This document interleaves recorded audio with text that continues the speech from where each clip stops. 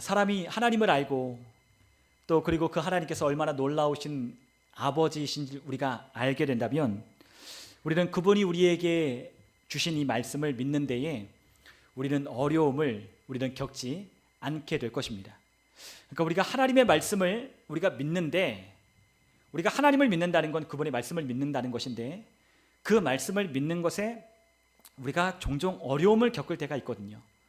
믿어지지 아니하고 또한 그 말씀을 우리에게 주셨음에도 불구하고 우리는 두려워하고 염려할 때 그 안에는 하나님이 어떠한 분인지를 우리가 잘 이해하지 못하고 있는 그와 같은 우리의 지식의 부족 또는 하나님을 아는 것에 대한 이해가 우리가 부족하기 때문에 우리가 그 말씀을 믿고 하나님을 신뢰하는데 어려움을 겪는 것이죠.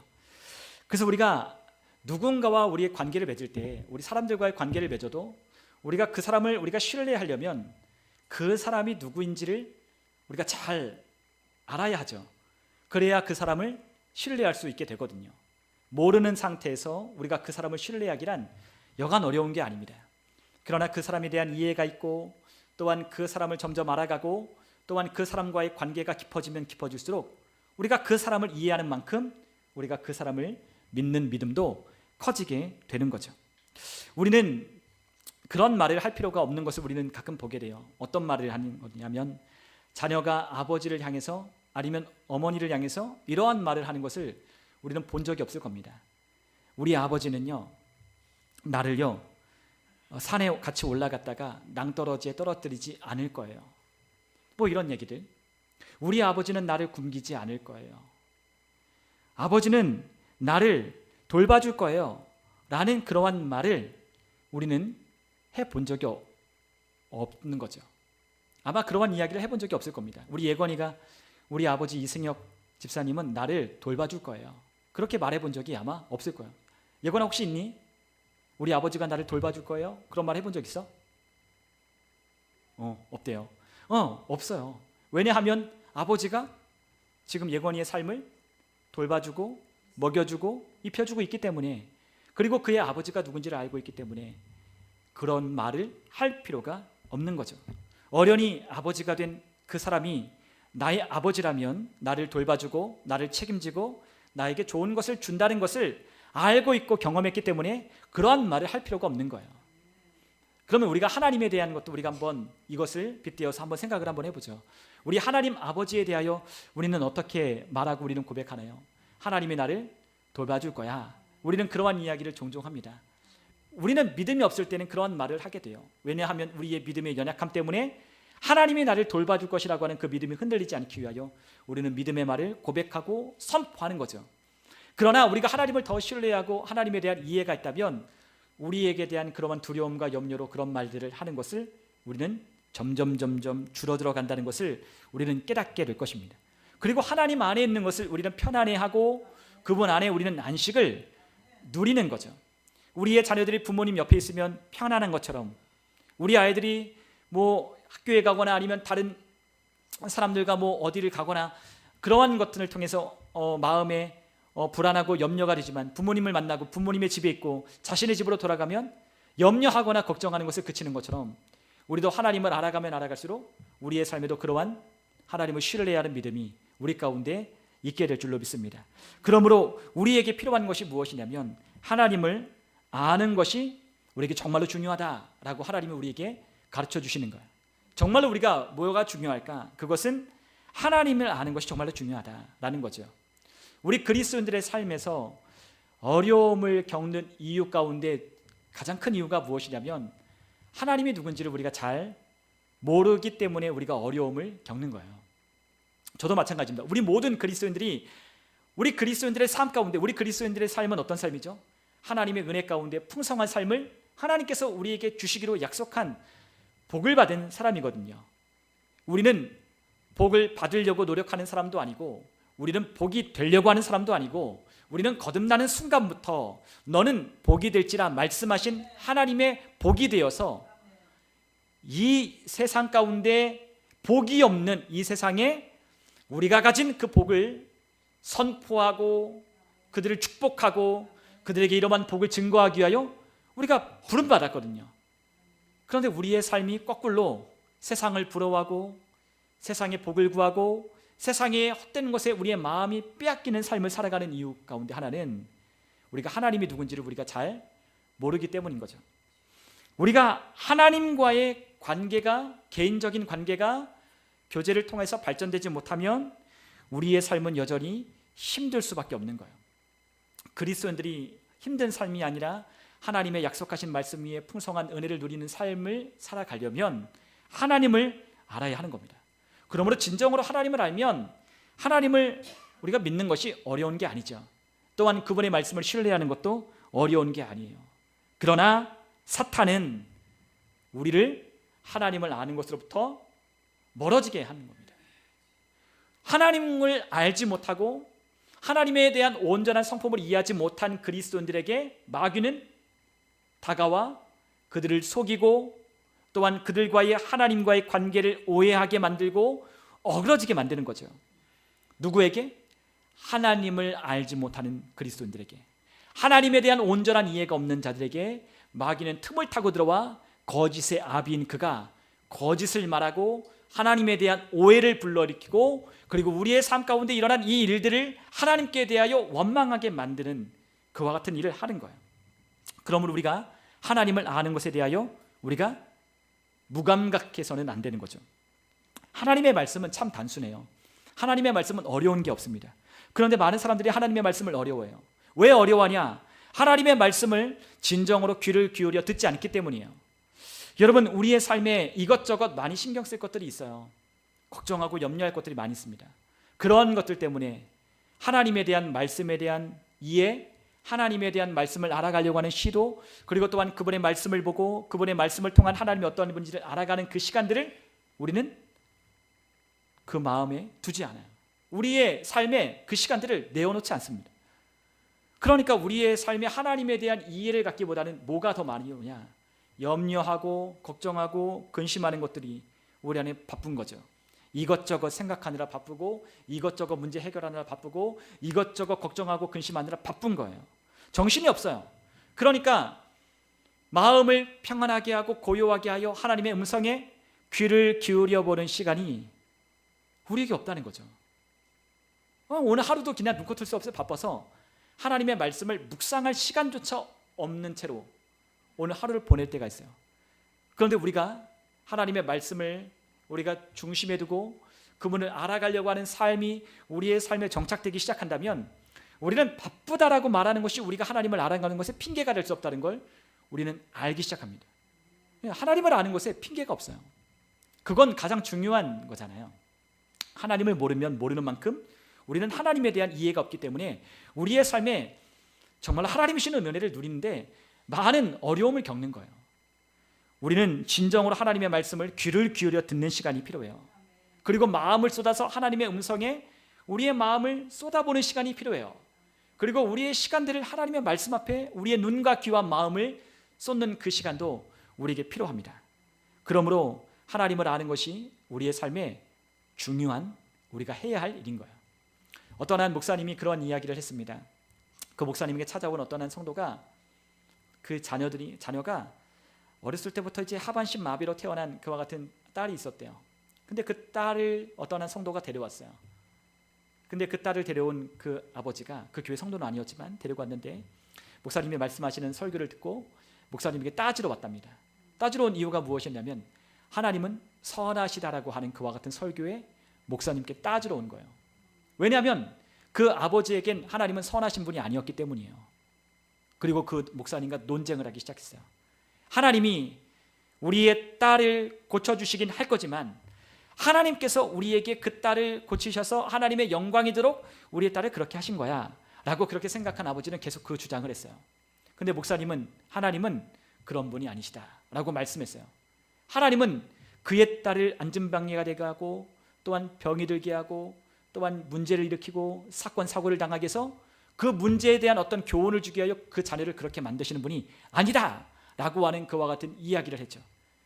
근데 이 두 사람이, 목사님과 이 성도가 계속해서 첨예한 대립을 하는 거예요. 뭘로? 그냥 자기의 막연한 주장을 하는 게 아니라 하나님의 말씀에 근거를 대서 서로 주장을 하기 시작했어요. 그런데 한 사람은 구약에 관한 관점으로 하나님을 이해하고 하나님에 대한 그와 같은 성품들을 논했어요. 그것이 바로 그 병든 아이를 데리고 있는 아버지였어요. 그러나 목사님은 그렇게 말씀했어요. 하나님은 그러한 분이 아니다. 하나님은 우리의 삶 가운데 그러한 일을 행하시거나 그러한 삶을 주시는 분이 아니다. 하나님은 사랑의 하나님이시다. 그리고 또한 그 하나님은 우리를 고치시고 치유받기를 원하시는 하나님이다 라고 말씀하셨어요. 여러분, 하나님은 선하시라고 하는 것에 대하여 우리는 하나님에 대한 오해가 있어요. 우리가 구약을 보면 하나님은 선하신 하나님은 아닌 것 같아요.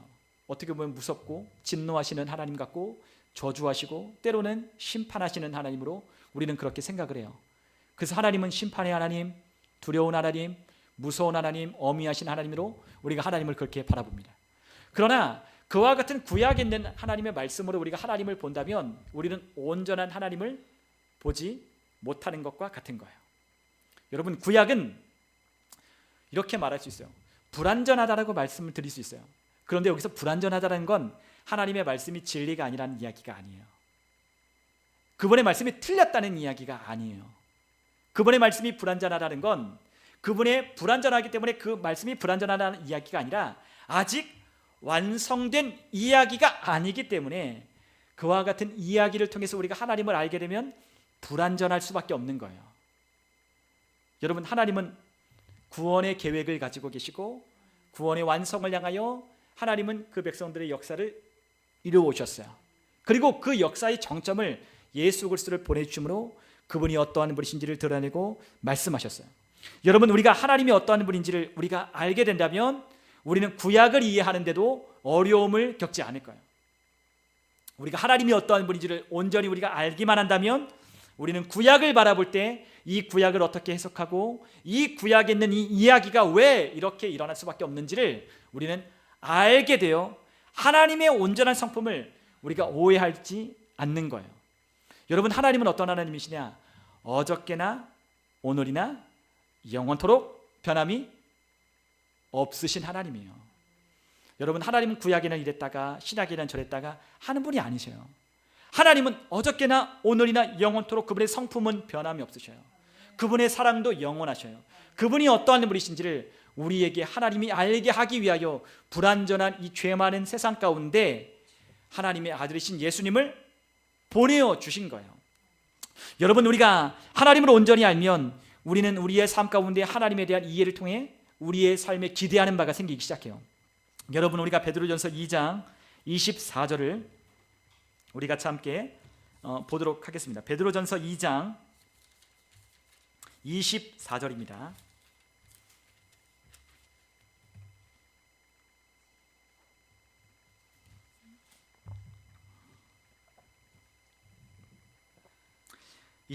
함께 읽겠습니다. 친히 나무에 달려 그 몸으로 우리 죄를 담당하셨으니 이는 우리로 죄에 대하여 죽고 의에 대하여 살게 하려 하심이라. 그가 채찍에 맞음으로 너희는 나음을 얻었나니. 아멘.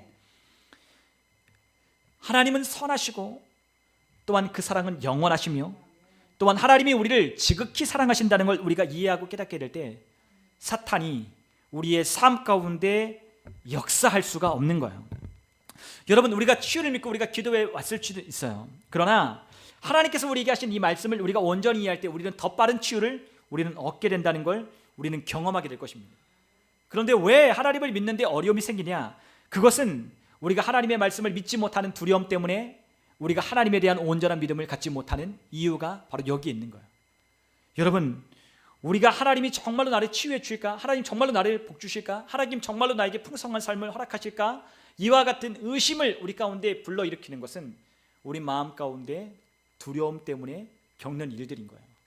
우리는 두려워요. 염려가 돼요. 걱정이 돼요. 정말 하나님이 그러실까?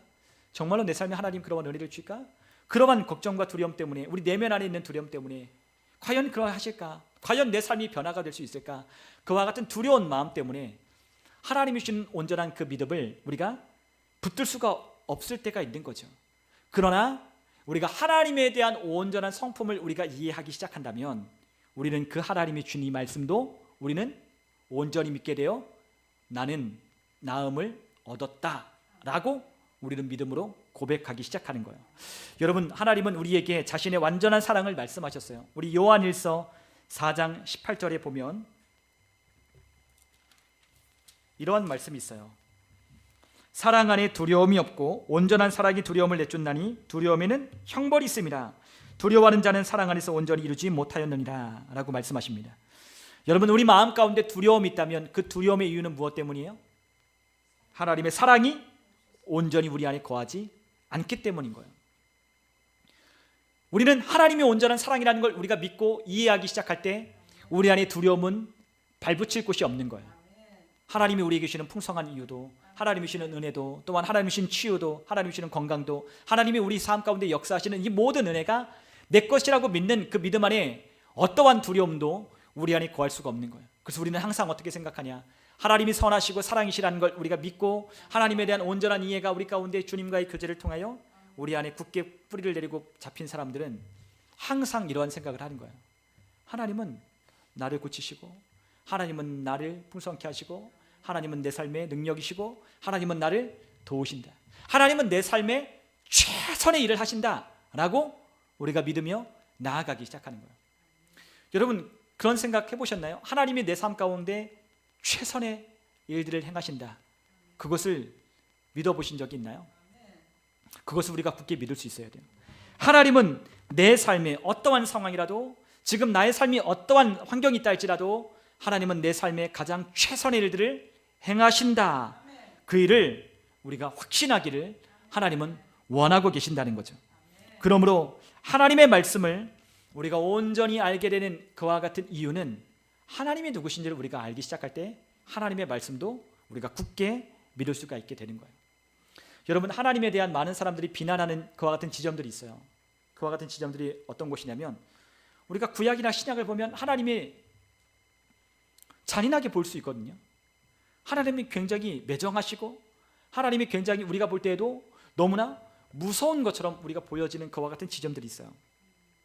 그러니까 그런 하나님을 보다가 온 인류를 구원하기 위해 자기 아들을 주신다? 뭔가 이 이야기가 뭔가 앞뒤가 안 맞는 것 같아요. 어떨 때는 막 진멸하라고 했다가, 어떨 때는 하나님께서 그 아들을 통해서 고쳐주셨다가, 또한 그 아들을 통해 조건 없이 사랑해 주셨다가, 왔다 갔다 하니까 우리가 구약과 신약을 왔다 갔다 해서 보면 그 하나님이 제정신이 아닌 것 같처럼 우리가 보이는 거야. 왜 이랬다 저랬다 하는 것처럼 보이니까. 근데 왜 그러한 우리가 관점을 갖고 우리가 그런 생각을 하게 되냐?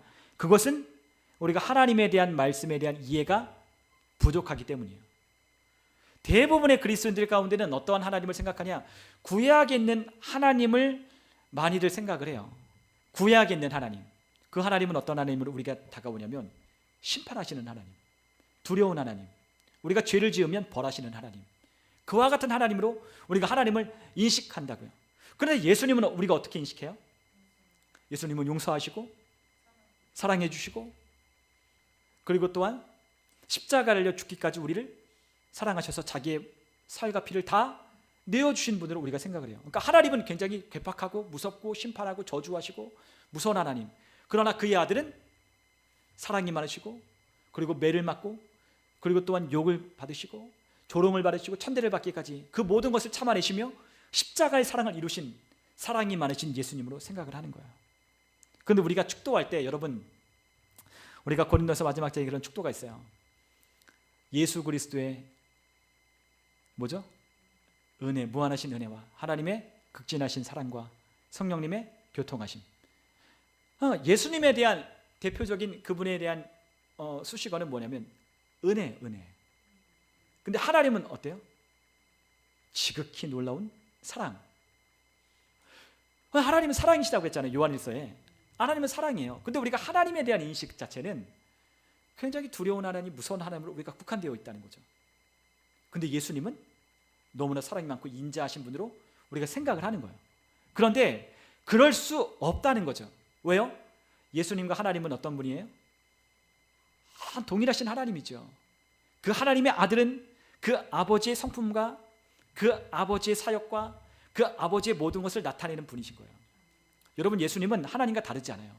그분의 똑같은 아버지의 성품, 아버지의 사랑, 아버지의 인격, 아버지의 뜻하신 바를 이루고자 오신 하나님의 아들이시라는 거죠. 그러니까 하나님에 대하여 그렇게 인식하고 있다면 우리는 그 인식을 잘못하고 있는 거예요. 왜냐하면 우리가 하나님을 이해하는 이해가 부족하기 때문인 거죠. 그 이유는 우리가 하나님의 말씀을 정기적으로 꾸준히 우리가 읽지 않기 때문이에요. 말씀을 읽어야 돼요. 말씀을 읽고 그 말씀 안에서 하나님이 어떠한 분인지를 이해하는 것이 필요해요. 구약과 신약은 구분이 있어요. 구약과 신약은 뭐가 있다? 구분이 있어요. 여러분 정확하게 이야기라면 마태복음부터가 신약이 아니라 어디가 신약이냐? 예수님이 부활하신 이후부터가 신약인 거예요. 어디가 신약이다? 예수님의 부활 이후부터, 부활하신 이후부터 신약이 시작되는 거예요. 여러분 그러나 많은 사람들은 이와 같은 구분도 잘 하지 못해요. 왜요? 하나님에 대한 이해가 부족하니까. 여러분 우리가 아는 하나님이 우리가 알고 있는 바가 우리가 경험한 그것에 국한되어 있다면 우리는 하나님을 계속해서 오해하고 있을 거예요. 그러나 하나님이 전능하신 분이시기 때문에 우리가 하나님 앞에 잘 보여야 되기 때문에 응답받아야 되기 때문에 우리가 하나님은 사랑이시다, 하나님은 좋으신 분이다 말할 수는 있지만 온전히 그 하나님을 내 마음속에 선하신 사랑이 많으신 하나님을 이해하려면 하나님이 어떠한 분인지를 아는 이 말씀을 통해 아는 것이 필요해요. 많은 사람들은 대다수는 어떻게 하나님을 아느냐? 교회에 와서 설교 잠깐 듣는 것으로 하나님을 알아요. 주일날 한 번 와서 하나님을 오늘 이 시간에 아는 거예요. 20분, 30분 설교 듣고 그것으로 하나님을 알아요. 대부분 집에 돌아가면 하나님을 알려 하지 않는 거죠. 성경을 펴본 적도 없고 성경을 읽지도 않고 묵상하지도 않고 하나님을 알아가려고도 하지 않아요. 그러니 우리가 설교하고 있는 이 설교 속에 그의 잘못된 이해가 들어오면 잘못된 어떠한 구약에 있는 이야기를 통해서 하나님을 이해하는 그것이 고정관념처럼 머리에 딱 박히면 그의 마음속에는 하나님은 심판하시는 하나님으로 기억되는 거예요. 절적으로 하나님을 아는 시간들이 필요해요. 하나님의 말씀을 읽고 연구하는 것이 필요해요. 성경을 대충 읽고 성경을 읽지 않는 사람들에게는 하나님을 아는 것이 부족해요. 그렇기 때문에 하나님의 말씀을 읽어야 되는 거예요. 여러분 우리가 형통하게 되는 삶을 살아가는 비결에 대하여 여호수아에게 하나님이 가르쳐 주셨잖아요. 그게 뭐죠? 말씀을 주야로 묵상하는 것. 묵상하는 것. 주야로 묵상하는 것. 그 말씀을 주야로 묵상할 때 우리가 우리의 삶을 형통하게 만들어 갈 것이라고 하나님이 우리에게 약속하여 주셨어요. 하나님이 우리의 삶을 형통하게 해주시는 것이 아니라요, 하나님은 형통하도록 허락하셨고 우리가 그 말씀을 주야로 묵상하면 우리가 어떻게 돼요? 형통하게 되는 거예요. 하나님은 형통한 길을 열어놓으셨어요. 그 형통한 삶을 살려면 여러분과 제가 말씀을 주야로 묵상하고 그 말씀 안에 거하는 거예요. 그러나 우리가 하나님을 아는 지식이 없고 하나님을 모르면 망하게 된다라고 호세아서 4장은 말씀하고 있어요. 그래서 오늘 우리가 읽은 호세아서 6장 6절에 뭐라고 되어 있죠? 우리 주님께서 말씀하십니다. 나는 인애를 원하고 제사를 원하지 아니하며 번제보다 하나님 아는 것을 원한다 라고 말씀하셔요. 번제를 안 받겠다는 게 아니에요. 예배를 받지 않겠다는 게 아니에요. 근데 뭐가 중요하다? 하나님을 예배하고 하나님 앞에 나아가는 삶에 뭐가 필요하다? 하나님을 아는 것이 필요하다. 그렇죠? 우리가 예수님과 만나 대화를 나눴던 수가리아 사마리아 성에 있는 그 여인이 그들은 자기들이 아는 바에 따라, 자신이 생각하는 바에 따라, 믿는 바에 따라 그곳에서 예배를 드렸어요. 근데 예수님 말씀하십니다. 예배는 여기 있다 저기 있다 이누고 저곳에서 예배 드리는 게 아니라 어디서 예배 드려야 되냐? 신령과 진정으로 예배하는 그곳이 바로 예배하는 곳이다라고 말씀하셨어요. 예배 장소가 중요한 게 아니라 뭐가 중요하다? 어떻게 예배를 드리느냐가 중요하다는 걸 예수님이 가르쳐 주시는 거죠. 신령과 진정으로 드리는 예배, 그 예배를 찾으시는 하나님. 그러니까 하나님을 알지 못하면 계속 뭐 하는 거예요? 헛된 열심으로 수고만 더하는 거예요. 여러분 우리가 하나님을 알게 되면 우리의 삶에 참된 자유가 있게 됩니다. 여러분 우리가 안식일에 우리가 구약을 읽어보면 나무를 줍는 자 돌로 쳐 죽이라고 했어요. 그런데 우리가 요한복음 8장에 보면 예수님께서 가늠하다 현장에 잡혀온 여인은 어떻게 하십니까? 죄 있는 자가 돌로 치라고 하셨어요. 그러면서 그 여인을 돌려보내십니다. 원래 구약의 율법에 의하면 어떻게 돼요? 그 여인은 죽여야죠. 근데 예수님은 구원해 주시는 거예요. 그러면 구약과 신약이 모순되느냐? 그렇지 않다는 거예요. 여러분 우리가 이 구약과 신약을 우리가 조화시키기 위해서 하나님의 본성에 대한 더 나은 완전한 이해를 가지기 위하여 하나님은 우리에게 그러한 목적으로 예수님을 우리에게 보내주신 거예요. 여러분, 구원의 서정과 구원의 역사는 계속해서 시간을 흘러가요. 구약은 아직 완전한 모습을 우리에게 보여주지 않았어요. 그래서 우리가 그것을 뭐라 부르냐? 그림자라고 불러요. 뭐의 그림자예요? 예수 그리스도의 그림자인 거죠. 예수 그리스도의 예표를 보여줄 뿐이에요. 그러나 신약의 그 실체가 오셔서 하나님이 어떠한 분이시고 그분이 어떻게 구원을 이루어 가시고 그분이 어떠한 분이신지를 우리에게 보여주시는 거죠. 여러분, 우리가 신약을 통해 구약을 바라볼 수 있어야 돼요. 구약을 통해 신약을 보는 게 아니라 뭘로 봐야 된다? 신약을 통해 구약을 보아야 제대로 된 하나님에 대한 이해가 생기기 시작하는 거예요. 그러니까 완성된 것을 통해 완성되지 못한 것을 어떻게 해야 돼요? 바라볼 수 있어야 되는 거죠. 네. 완성된 실체를 통해서 완성되어 오는 과정들을 우리가 함께 보아야 되는 거예요.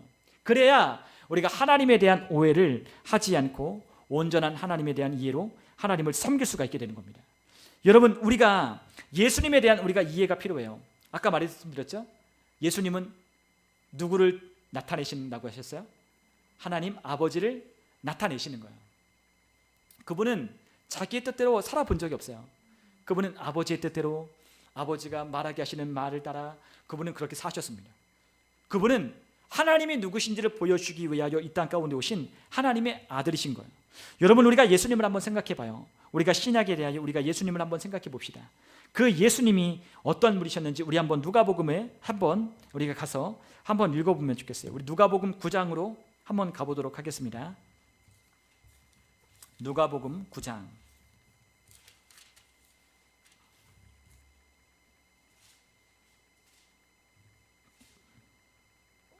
51절로부터 우리 같이 한번 읽어보죠. 56절까지 한번 읽어볼까요? 같이 한번 읽겠습니다. 예수께서 승천하실 기약이 차감해 예루살렘을 향하여 올라가기로 굳게 결심하시고 사자들을 앞서 보내심에 그들이 가서 예수를 위하여 준비하려고 사마리아인의 한 마을에 들어갔더니 예수께서 예루살렘을 향하여 가시기 때문에 그들이 받아들이지 아니하는지라. 제자 야고보와 요한이 이를 보고 이르되 주여, 우리가 불을 명하여 하늘로부터 내려 저들을 멸하려 하기를 원하시나이까? 예수께서 돌아보시며 꾸짖으시고 함께 다른 마을로 가시니라. 아멘.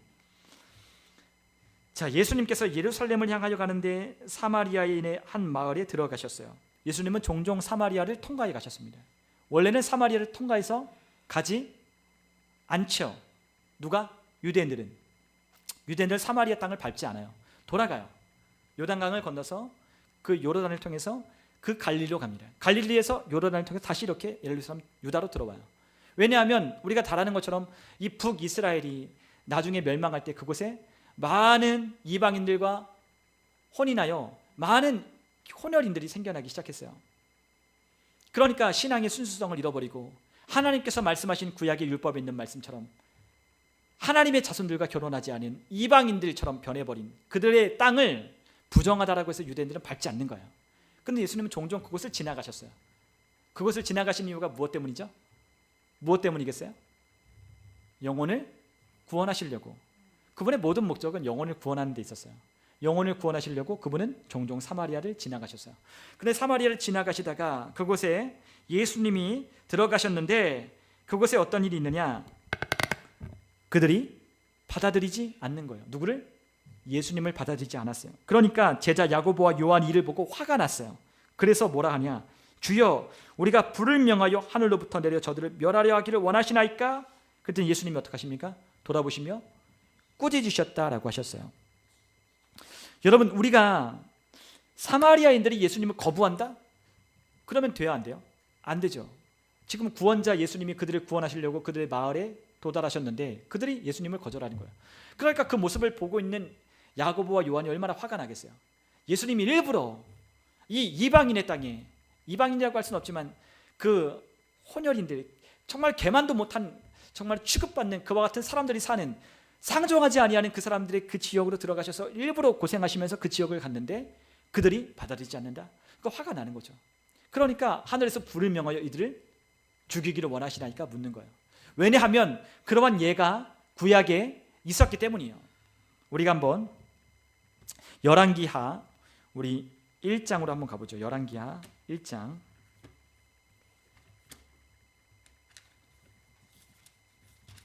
열왕기하 1장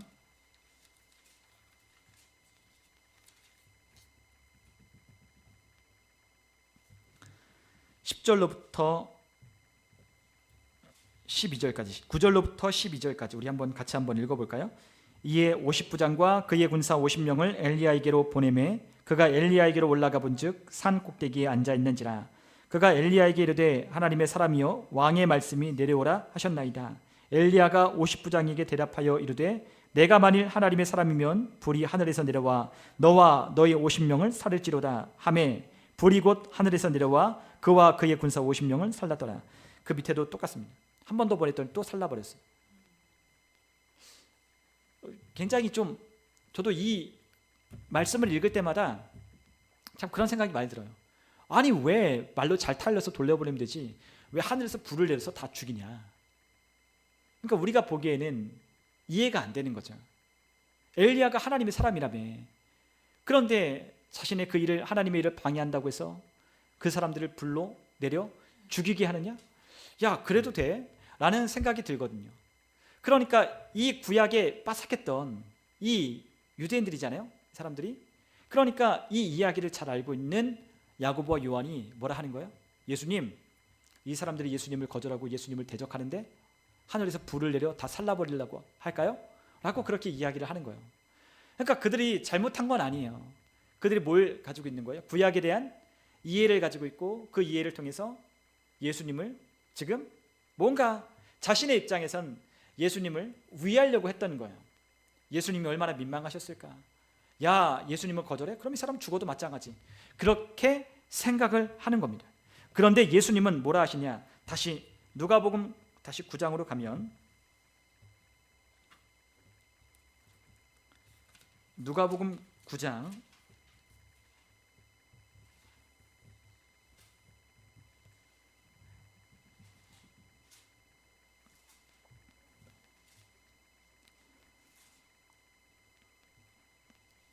누가복음 9장 55절에서 56절을 보면 예수께서 돌아보시고 꾸짖으시고 함께 다른 마을로 갔는데 그가 그렇게 말씀을 하시는 거예요. 여우도 굴이 있고 공중에 새도 집이 있으되 인자는 머리 둘 곳이 없도다 하시고 또 다른 사람에게 나를 따르라 하시니 그가 이르되 나로 먼저 가서 내 아버지를 장사하게 허락하옵소서. 이르시되 죽은 자들로 자기 죽은 자들을 장사하게 하고 너는 가서 하나님의 나라를 전파라 하시고 또 다른 사람에게 이르되 주여 내가 주를 따르겠나이다마는 나로 먼저 내 가족이 작별하도록 허락하소서. 예수께서 이르시되 손에 쟁기를 잡고 뒤를 돌아보는 자는 하나님 나라에 합당하지 아니하니라 하시니라 라고 말씀하십니다. 여러분 예수님께서 그에게 하시는 말씀이 뭐냐. 너희는 그 사람들에 대한 그런 일들을 그걸 마음에 두지 말라는 거예요. 그 뭐에 집중해야 되냐. 하나님 나라 주님 따라가는 그 일에 마음을 쏟으라는 거예요. 괜히 이 사람들 보고 막 화가 나가지고 막 어떻게 할까 분을 내고 그러지 말고 지금 쟁기를 잡고 소가 밭을 가는 것처럼 예수님만 보고 구원해야 될 그 일을 보고 가라는 거죠. 예수님은 그런 방식으로 제자들을 가르쳐 주시는 거예요.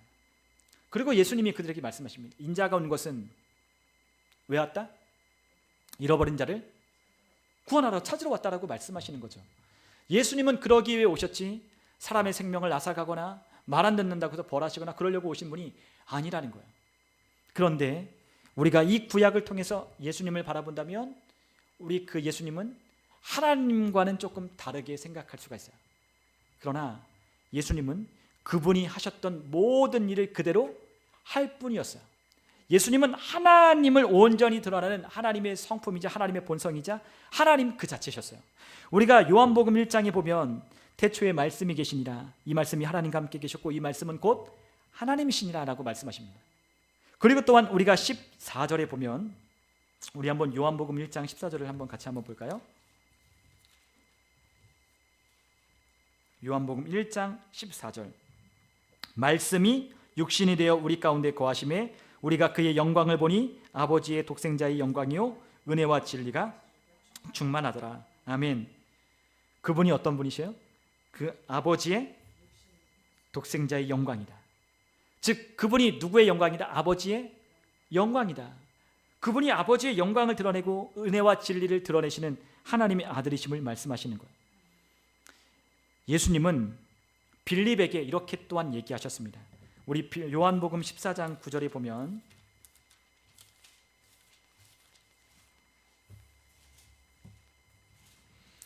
빌립이 8절에 이렇게 예수님께 질문을 해요.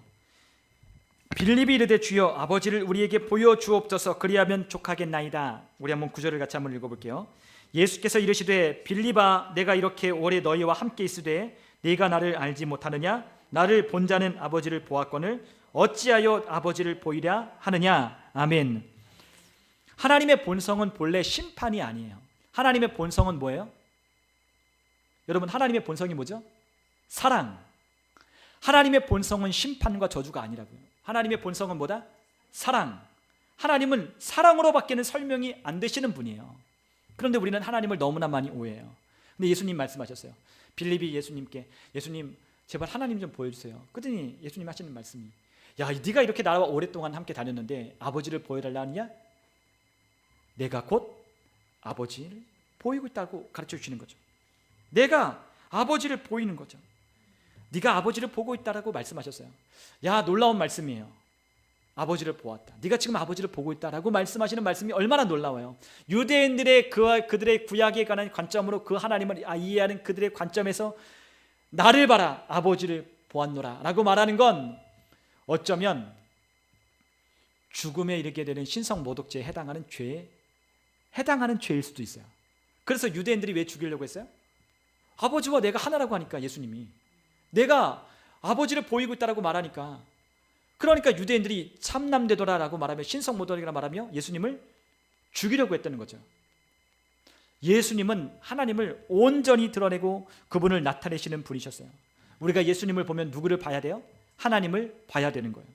우리가 구약을 통해 하나님을 보는 게 아니라 예수 그리스도를 통하여 신약을 통하여 완성된 하나님의 말씀을 통하여 하나님이 누군지를 우리가 구약을 통해 바라볼 수 있어야 돼요. 우리가 이제 계속해서 우리가 수요일마다 그것을 우리가 좀 계속해서 좀 몇 번 더 살펴볼 건데 그러한 이해로 우리가 구약을 바라보게 되면 구약과 신약이 따로 떨어진 게 아니라 조화가 이루어진 하나님의 흠없는 말씀이라는 걸 우리가 깨닫게 될 것입니다.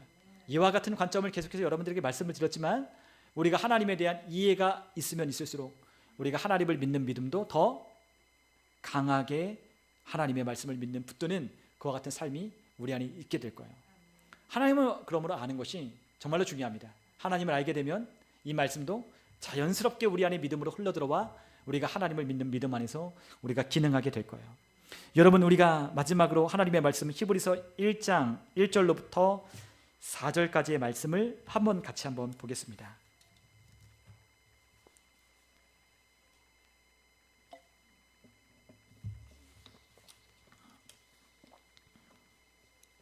히브리서 1장 1절로부터 4절까지 우리 같이 읽겠습니다.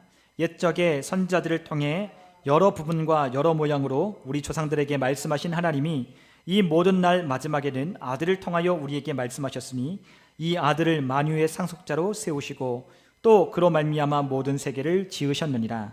이는 하나님의 영광의 광채시요 그 본체의 형상이시라.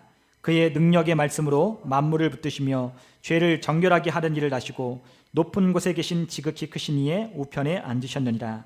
그가 천사보다 훨씬 뛰어남은 그들보다 더욱 아름다운 이름을 기업으로 얻으심이니. 아멘. 여러분 하나님께서는 우리가 구약을 보면 여러 차례 말씀하셨어요. 누구를 통해?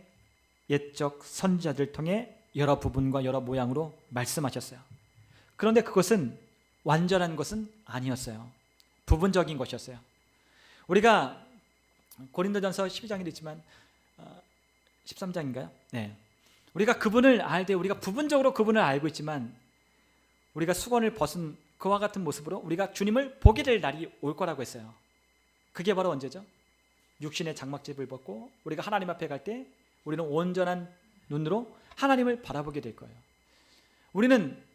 우리가 살아온 경험, 우리가 살아온 어떤 삶의 지식들, 그리고 우리가 누군가로부터 배워왔던 그러한 배움들이 하나님을 알아가는데 많은 어떠한 뭐라 그럴까? 겹겹이 쌓여 있는 렌즈들이 있다라고 할까요? 그런 것들이 있어요.